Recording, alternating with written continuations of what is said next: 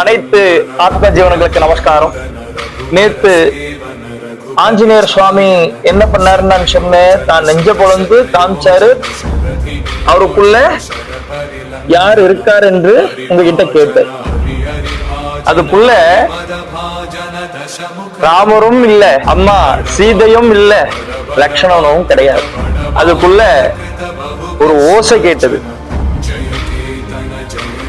அவருக்குள்ள நெஞ்ச பொழுந்து காமிக்கும் போது அந்த இதயம் தான் தெரிஞ்சது. இதயத்துல இருந்து ஓசை கேட்டுச்சு. ராம் ராம் ராம் என்று அந்த ஒரு ஓசை தான் கேட்டுச்சான். அப்போ எந்த அளவுக்கு ஆஞ்சநேயர் சுவாமி தன் ராமநாமத்தை ஜபம் பண்ணி வச்சிருக்காருன்னு பார்த்துக்கோங்க.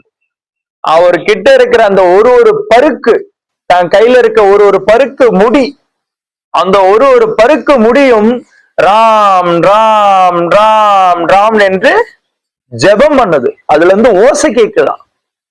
அப்போ ஆஞ்சநேயர் சுவாமி தான் நெஞ்ச பொழுது காமிக்கும் போது என்ன கேட்டுச்சு? ராம் என்ற அந்த ஒரு ஓசை தான் கேட்டுச்சு. அதனால்தான் ஆஞ்சநேய சுவாமி ராம நாமத்துக்கு பெரிய பக்தர் என்று அந்த ஒரு பேர் எடுத்திருக்கார். இதுதான் இதற்கான விடை. ஹரிகி ஓம்.